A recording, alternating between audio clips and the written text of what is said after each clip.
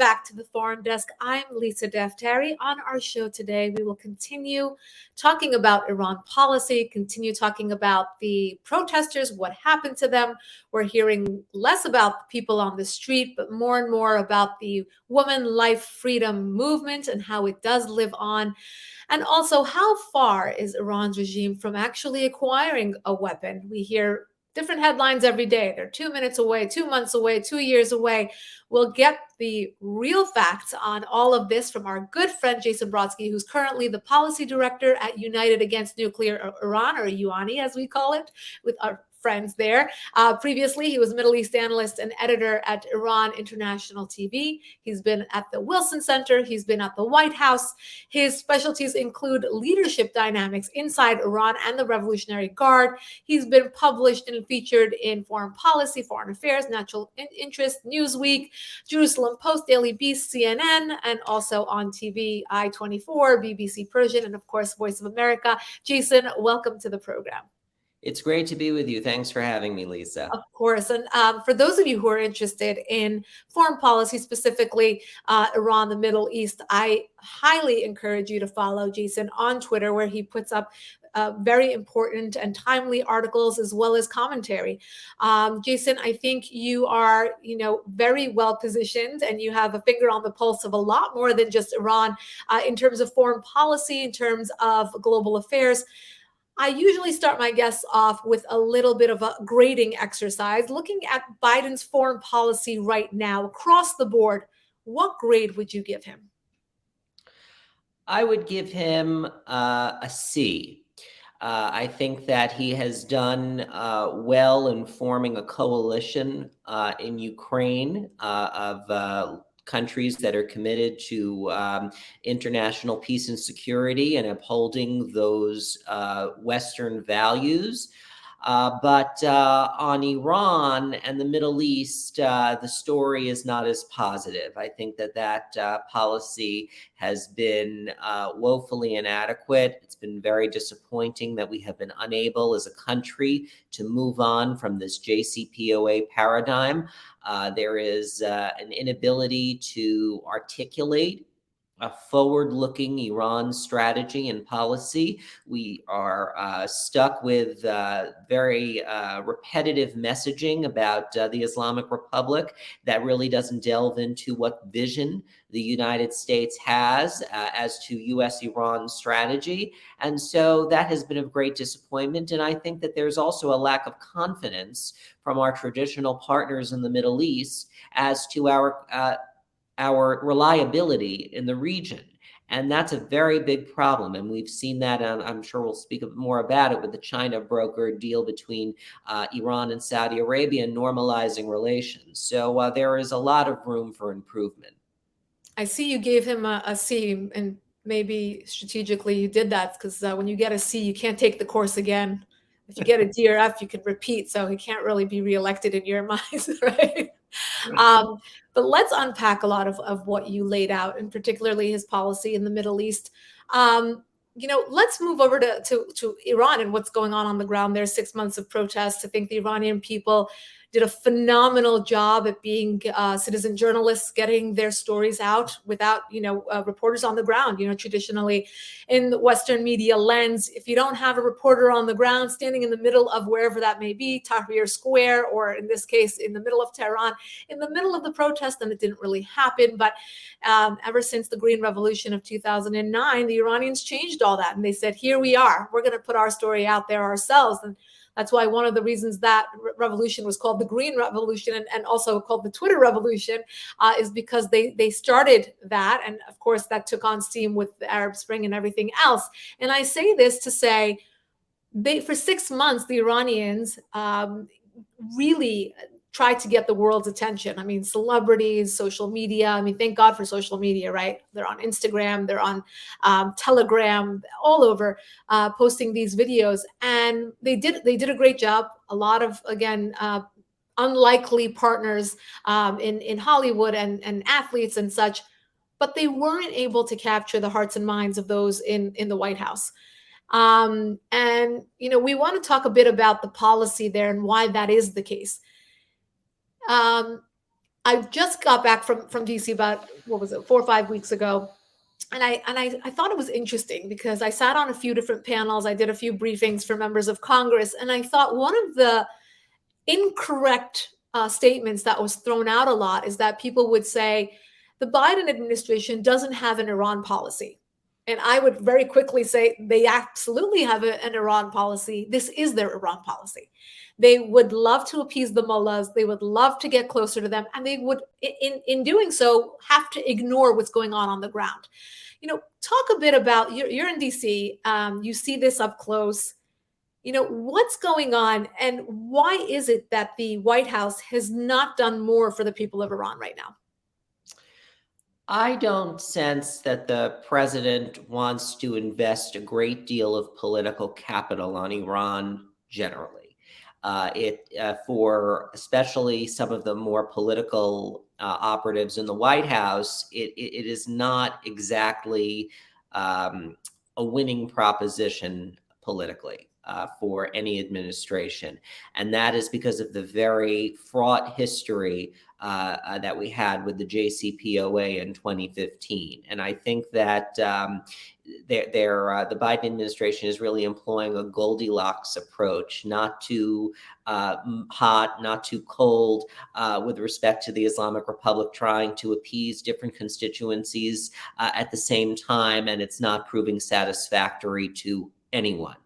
And so that has been a very bad dynamic with respect to Iran strategy and policy. There are people who supported the nuclear deal in 2015 now who are saying we need a new strategy, and that the diplomatic track has run aground. That has been a big disappointment, I think, and we need to really reverse course. Well, I mean, do you think when you say that, I'm not sold on that, only because, and I'm just playing devil's advocate here, and tell me what you think. Do you actually believe when you say they don't want to expend political capital, do you not believe that somewhere deep inside Biden would want another nuclear deal to be the crown jewel of his foreign policy record this term? I'm not confident about that. I don't think that President Biden sees Iran as linked to his legacy in the same way that President Barack Obama did. And that Why? is one thing that differentiates them. I think that Joe Biden is more in the direction of a Bill Clinton Democrat than a Barack Obama Democrat. Obama came to office with some very unconventional views, putting it diplomatically, with respect to U.S. policy in the Middle East. And I don't think that President Biden shares completely all those instincts. And I'll give you an example. When last year there was the debate over whether the U.S. should delist the IRGC as a foreign terrorist organization designation, as the Iranians were demanding during the Vienna talks. Right. There were many voices who were counseling the president to do so, including some who were advisors during the Obama administration. And I think that if President Obama was grappling with that question, he may have come to a different conclusion than President Biden had come. And that is that President Obama may have opted to delist the IRGC and take the risk politically, whereas President Biden did not. And so that, I think, differentiates their approach in that respect. Do you think it's based more, again, playing devil's advocate here, just to take the conversation along? Do you think that has more to do with these inconvenient narrative shifts coming from Iran? So, meaning, maybe during President Obama's term, it was easier to make the sell or to ignore what was coming out of Iran's regime, whereas right now it's virtually impossible. Well, I think that when we were having that debate over the IRGC, that was before the Masa Amini protests Right. really kicked into gear. And Mhm. so Iran was doing all the same kind of malign activity that it had been engaging in for years. Right. At that point, the world wasn't witnessing on a daily basis the poisoning, the blinding, the raping, Right. the killing of children. And so that was not in place during that time. So that's what I would add on that point. Right. And then speaking of the protests, let's talk about that a bit. What's your take on where the protests are right now, 6 months into it? Do you see this dying down? Do you see this going forward? Do you think this is their revolution? I think that Iran is in a pre-revolutionary phase right now. I think that we have a situation where the protests ebb and flow. That doesn't necessarily mean that the sentiment has changed. And I Mhm. think it's important not to conflate the Right. decrease in the amount of footage we're receiving on a daily Right. basis on social media Mhm. with the dilution of any of this underlying sentiment and grievances that the Iranian people have towards the system. And Right. they are very clearly stating that they want regime change and they want the Islamic Republic to disappear. Right. And that is not going to change. And I think that the genie is out of the bottle when it comes to the fear factor. Mhm. We are seeing it really incredibly brave displays of civil disobedience where women are being pictured at shopping malls in the middle of Tehran Right. without a hijab on. Mhm. And that would have been unthinkable years ago. Right. There's an absence of fear here, and it's going to be very difficult, in my view, for the authorities to put that genie back in the Mhm. bottle. So that's what I would add. Absolutely. I've said many times that that absence of fear indicates that a revolution has already taken place to a certain degree. Obviously, the end goal there being regime change for the people of Iran, which is what they want and they will fight for. Mhm. This is not a halfway dream by any means. Um, to continue on that point, I mean, you mentioned the women of Iran, and of course, this round of protests being, the catalyst being 22-year-old Masa Amini, a Kurdish Iranian girl who was arrested and then beaten and died in custody for wearing improper Islamic headscarf, hijab, and then of course the women becoming the faces and the leaders in some capacity of this revolution. Of course, the men right behind them supporting them. And now you have women being blinded in one eye. There being chemical attacks against young female students, women being dragged on the street by their hair. I mean, where are the traditional so-called champions of human rights? Where are the Linda Sarsours of the women's marches? Where are the members of Congress who speak out against human rights abuses and for women's rights? Middle Eastern women, Muslim women who are in Congress and pride themselves on being these champions of human rights and women's rights, and yet there's silence. It's a very good question, and it's a question that I don't have a really good answer for, to be frank. There seems to be an obsession with human rights in some quarters when it comes to U.S. allies and traditional partners. But when it comes to U.S. adversaries, there is this awkwardness, there is this silence in some cases, unfortunate and sad silence. And so that's something that really I don't have a good answer for. Mhm. I don't understand why we are not, the Iranian people are not getting the coverage they deserve Mhm. in the mainstream media and on networks regarding, especially now with the poison attacks, some of the searing footage that's coming through on social media. I haven't seen a lot of attention devoted to it on CNN and other channels. So, that's unfortunate, but we do need to keep raising awareness on this point. Yeah, absolutely. You know how the obviously the end goal again being regime change and the people coming out to really raise awareness about who their government is, how they treat their people, the absence of human rights abuses, obviously the pouring of billions of dollars into global terror. So we do try to, at least I know you do it with your platforms, and we do here at the Foreign Desk and my own personal platforms, try to rate or connect the dots for people on what this regime is capable of doing and what their tentacles are doing. So whether it's their proxies in Iraq or Syria attacking U.S. assets, or the Houthis in Yemen, or supporting Muslim extremist groups like Hamas and Hezbollah and Palestinian Islamic Jihad to go against Israelis and blow up innocent civilians that way.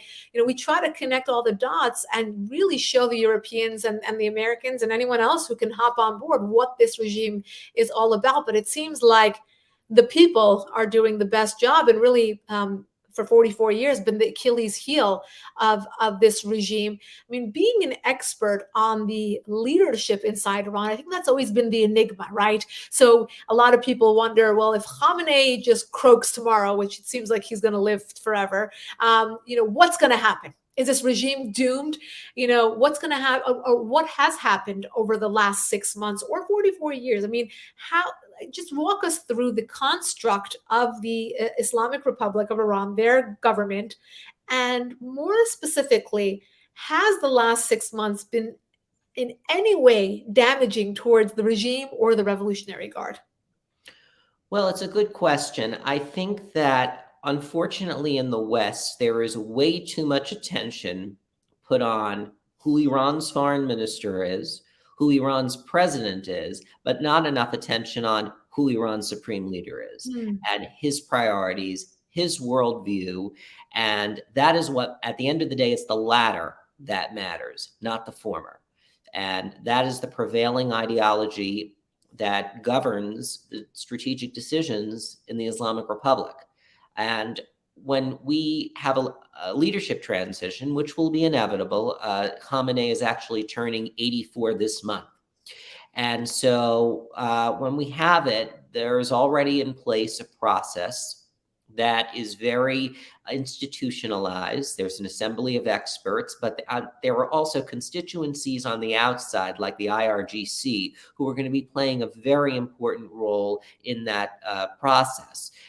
Now, some people have felt that Ibrahim Raisi, the incumbent president, would be a natural successor to Ayatollah Khamenei. I'm not so sure that's a durable proposition, because Raisi is under a lot of threat politically in Iran. He's being criticized by all sides. Everyone thinks the guy is incompetent.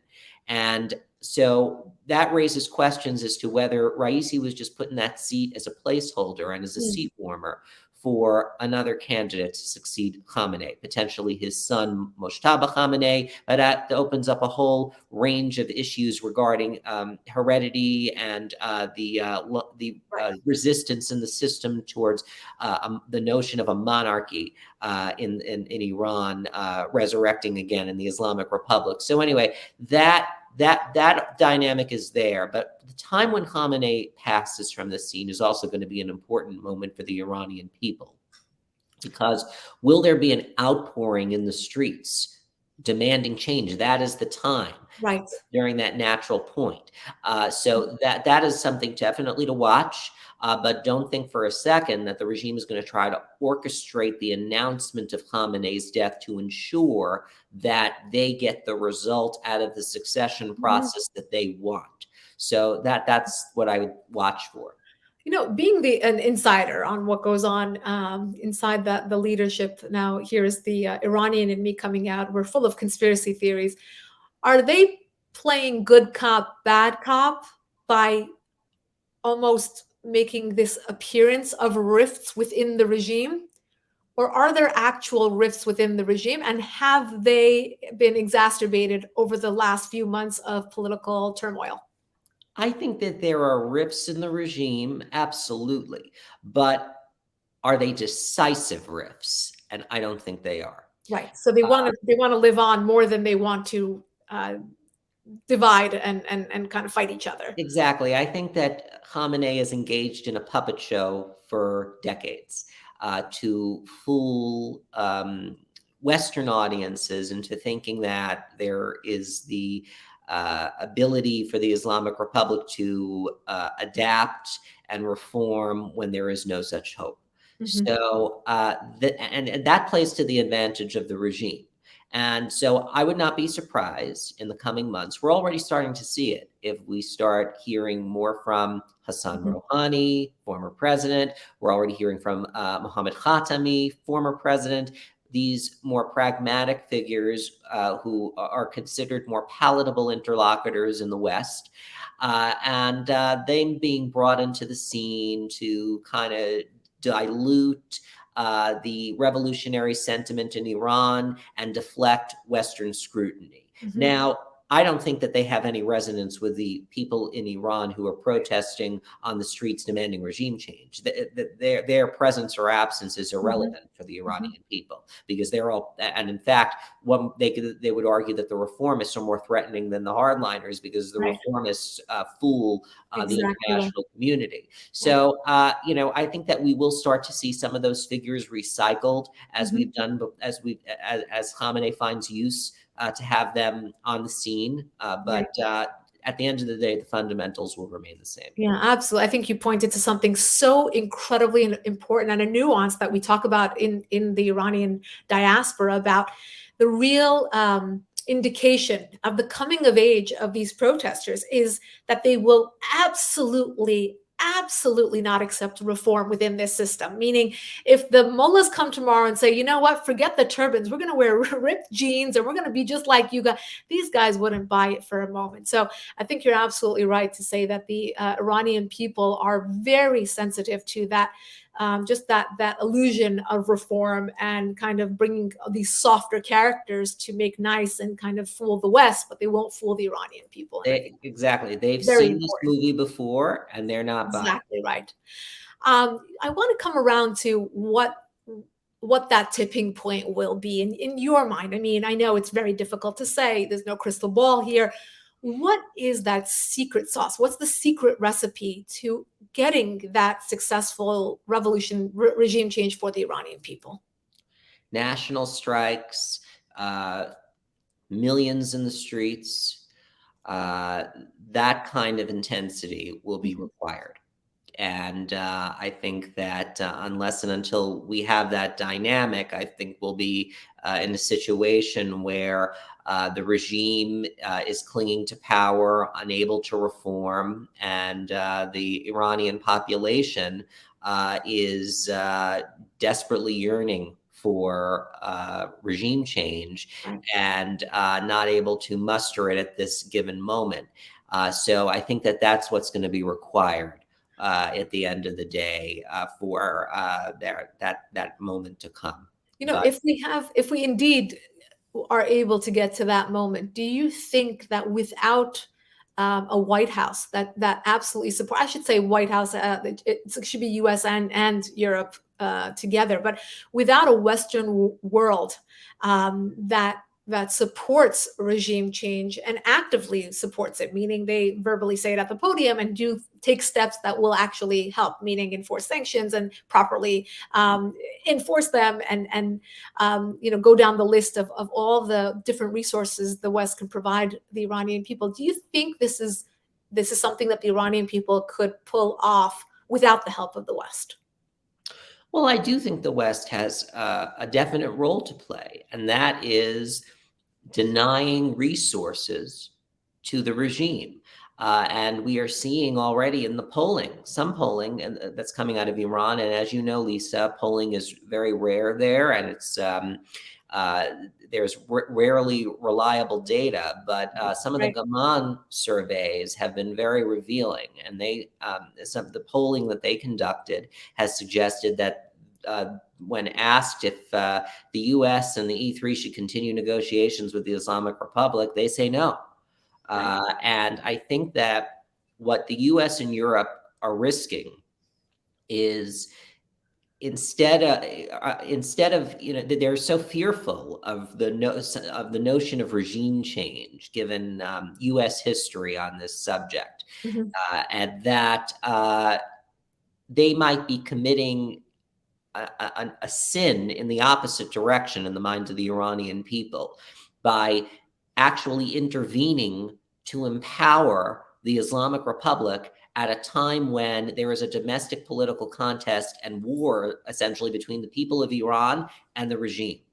And that could be considered an external interference by propping up the regime with resources and sanctions relief Mhm. and um, quote legitimacy internationally, and that would be deeply unfortunate. So that is why we need to stop focusing solely. I'm not saying we shouldn't focus on it at all, but having the nuclear file be Mm. the be all and end all and the sole lens through which we view Iran.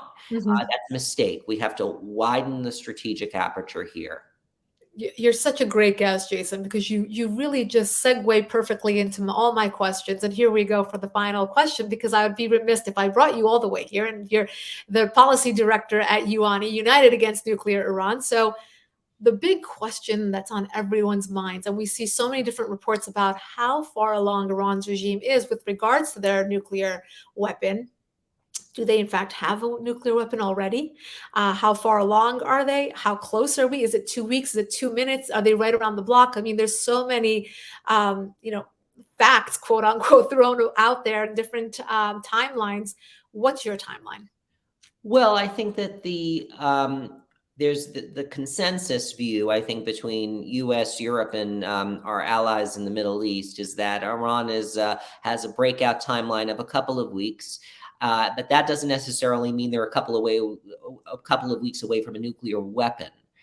It would take, according to most assessments, a year to 2 years more for Iran to perfect the weaponization part of the nuclear arsenal equation, in addition to the delivery vehicle Is for that from this moment? Because we've been hearing that, and it's been about 2 years since we've been hearing that. right, and that's the big debate and question right now, because we have only intelligence Right. insight into the weaponization side. That was one of Right. the glaring gaps in the JCPOA, in the fact that that weaponization, the Ahmad program, Mhm. that program was scattered in what's called SPND, the Organization for Defensive and Innovation and Research, which was formerly headed by Mohsen Fakhrizadeh, who was assassinated in 2020. And he had, even though when U.S. officials will say Iran has not restarted its nuclear weapon, there has not been a decision by the supreme leader to restart the nuclear program, Fakhrizadeh and SPND actually re-employed thousands of people who had previously worked on the past nuclear weapons program in SPND, undertaking dual use research and development activities that have the applicability for the development of a nuclear weapon. And so that's why this is concerning. And we need to be very scrutinizing closely what's going on over there. Why shouldn't we believe they already have it? Well, I think that you bring up a bomb in a bunker. The notion of them, having that kind of capacity, and I think that there is some concern that Iran would actually construct a crude nuclear device that doesn't have to develop all those advanced weaponization components to it. Mhm. That would kind of reduce the weaponization timeline that we have that's prevailing in the West. But the IAEA is not perfect by far. And I think that we do have to be on alert and on guard as to what's happening.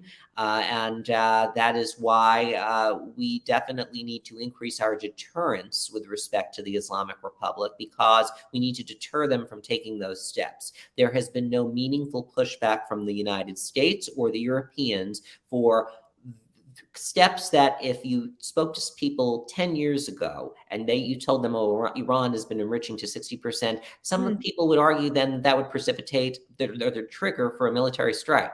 Right. So that's why we need to reestablish deterrence with Iran that has been missing.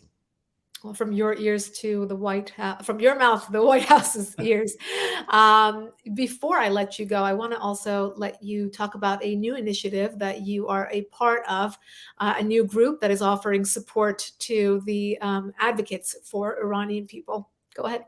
Yes, I'm very proud to be a member of a new group called the Jewish Committee to Support Woman Life Freedom in Iran. This is a bipartisan organization comprised of former officials who served in Democrat and Republican administrations, and also former elected officials on both sides of the aisle, philanthropists, policy experts, and in keeping with core Judaic values of what we call tikkun olam, which means repairing the world. We are seeking to connect the American Jewish community with the Iranian diaspora because we sense that there is a real desire and energy and unprecedented unity in the West among their community to amplify the voices of their compatriots. And we'd like to be supportive in that effort. And so we will be fundraising in the American Jewish community and offering micro grants for activists around the world who are trying to amplify the voices of the Iranian people in Western capitals. Wonderful. And really, we urge everyone in whatever capacity you can to retweet and share and post and just raise awareness in whatever capacity that you are able to. Follow Jason along on social media. I think he offers so much rich material. Also, Ioani, they've been at it for so many years, and I'm proud to say that I've been following along in your journey as well, and really proud to be friends and really colleagues together in this fight for good. Congratulations on this new initiative, and thank you for coming on our program. For those of you who would like to sign up for our weekly podcast, go to youtube.com/Lisa Daftar. You can also listen wherever you get your podcast. You can also sign up for our daily top 10 email to get the top headlines of the day. Go to foreigndesknews.com and you can sign up there. See you all next week.